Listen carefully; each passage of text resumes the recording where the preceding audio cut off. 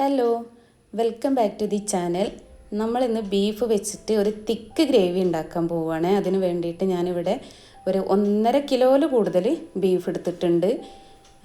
വെളുത്തുള്ളി, ഇഞ്ചി, വെളുത്തുള്ളി ഒരു 2 ചെറുതെടുത്തോട്ടോ.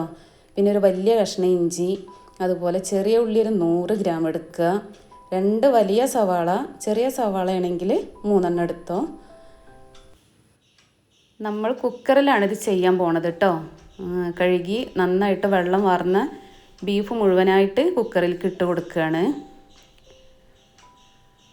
അതിലേക്ക് 100 ഗ്രാമാണ് ചെറിയ ഉള്ളി ഇട്ട് കൊടുക്കുന്നത്. വലിയ ഉള്ളി അരിഞ്ഞത്, കട്ടിക്ക് അരിഞ്ഞാലും കുഴപ്പമില്ല, ബീഫാണല്ലോ, അതിൻ്റെ കൂടെ കിടന്ന് വെന്തോളും. ഇഞ്ചി വെളുത്തുള്ളി പേസ്റ്റ് ആക്കിയിട്ടാണ് ഇട്ട് കൊടുക്കേണ്ടത്. ഒരു 1/2 ടീസ്പൂൺ മഞ്ഞൾപ്പൊടി ഇട്ട് കൊടുക്കുകയാണ്. മുളക് പൊടി ഞാനിവിടെ ഒരു വലിയ ടീസ്പൂണാണ് എടുത്തിട്ടുള്ളത്. പക്ഷേ നിങ്ങൾ എരിവിനനുസരിച്ച് നിങ്ങൾക്ക് മാറ്റം വരുത്താം കേട്ടോ. മുളക് പൊടിക്ക് പകരം കുരുമുളക് പൊടി നമുക്ക് ഇട്ട് കൊടുക്കാം. മുളക് പൊടി കുറച്ചിട്ട് പകരം കുരുമുളക് പൊടി. ഒരു 4 ടേബിൾ സ്പൂൺ മല്ലിപ്പൊടി ഇട്ട് കൊടുക്കുക. 4 ടേബിൾ സ്പൂൺ തന്നെ മല്ലിപ്പൊടി വേണം കേട്ടോ. കാരണം ഒരു 1.5 കിലോയിൽ കൂടുതൽ ബീഫ് ഉള്ളതാണല്ലോ. ഇഞ്ചി വെളുത്തുള്ളി പേസ്റ്റ് ഇട്ട് കൊടുത്തിട്ടുണ്ട്. ഒരു വലിയ 2 തക്കാളി ഇട്ട് കൊടുത്തിട്ടുണ്ട്.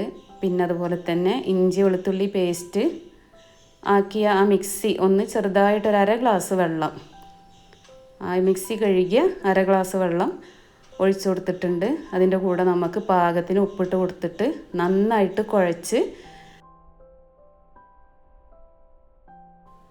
3 വിസിലടിക്കുന്ന വരെ കുക്കറിൽ വെച്ചിട്ട് വേവിച്ചെടുക്കാം കേട്ടോ. അതിന് ശേഷം ഇതിലുള്ള വെള്ളമൊക്കെ ഒന്ന് വറ്റിച്ചെടുക്കണം. ഇനി മറ്റൊരു പാന് അടുപ്പിൽ വെച്ച് അതിലേക്ക് ഒരു 4 ടേബിൾ സ്പൂൺ വെളിച്ചെണ്ണ ചേർത്ത് കൊടുത്തിട്ടുണ്ട്. വെളിച്ചെണ്ണ ചൂടാകുമ്പോൾ അതിലേക്ക് ഒരു 1/4 ടീസ്പൂൺ ചെറിയ ജീരകം ഇട്ട് കൊടുക്കുക. അതൊന്ന് പൊട്ടി വരുമ്പോൾ അരിഞ്ഞ് വെച്ച തേങ്ങാക്കൊത്ത്, ഞാനൊരു മുറി തേങ്ങയുടെ ചെറുതാക്കി മുറിച്ചെടുത്തിട്ടുള്ളതാണ്. ഇത് നമ്മൾ ഈ എണ്ണയിലിട്ടിട്ട് ഒരു ലൈറ്റ് ബ്രൗൺ കളറാവുന്ന വരെ ഒന്ന് വഴറ്റിയെടുക്കുക. നമ്മുടെ വീഡിയോ ഒരുപാട് വ്യൂസ് ഉണ്ട്, സബ്സ്ക്രൈബ് ചെയ്യാതെയാണ് ഒരുപാട് ആളുകൾ കാണുന്നതെന്ന് അതൊന്ന് മനസ്സിലാവുന്നുണ്ട്. ഒന്ന് സബ്സ്ക്രൈബ് ചെയ്യണേ. അതുപോലെ ലൈക്കും ഷെയറും കമൻറ്റൊക്കെ ചെയ്യണേ. പിന്നെ നമ്മുടെ ബീഫ് ഓരോ ബീഫിനും ഓരോ വേവായിരിക്കും. അതിനനുസരിച്ചിട്ടാണ് നമ്മൾ കുക്കറിൽ ബീഫ് വേവിച്ചെടുക്കേണ്ടത് കേട്ടോ. ഈ ബീഫ് ഇപ്പോൾ ഒരു 3 വിസിലുകൊണ്ട് വെന്തിട്ടുണ്ട്. അതാണ് ഞാൻ 3 വിസിലെന്ന് പറഞ്ഞത്.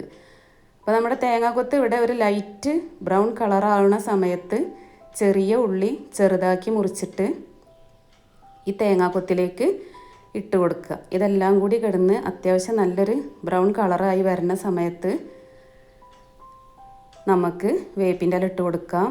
ആ വേപ്പിൻ്റെ ഇല ഒന്ന് മൂത്ത് വരുമ്പോൾ അതിലേക്ക് നമ്മുടെ ബീഫ് കൈ പൊള്ളാതെ ഒഴിച്ചു കൊടുക്കണേ. ഒന്നിച്ച് ഒഴിക്കുമ്പോൾ നമ്മുടെ കയ്യിലേക്ക് നന്നായിട്ട് ആവി കയറാൻ സാധ്യത ഉണ്ട്. അപ്പോൾ അത് ശ്രദ്ധിച്ച് വേണം ഒഴിച്ചു കൊടുക്കാൻ. മുഴുവനായിട്ട് ആ ബീഫ് അതിലേക്ക് ഇട്ടുകൊടുത്തിട്ട് നന്നായിട്ട് ഇളക്കിയെടുക്കുക.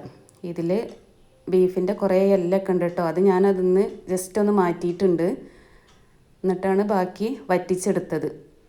ആ വലിയ എല്ല് പീസൊക്കെ മാറ്റിയിട്ടാണ് ഞാൻ ബാക്കിയുള്ളത് വറ്റിച്ച് എടുത്തിട്ടുള്ളത് കേട്ടോ.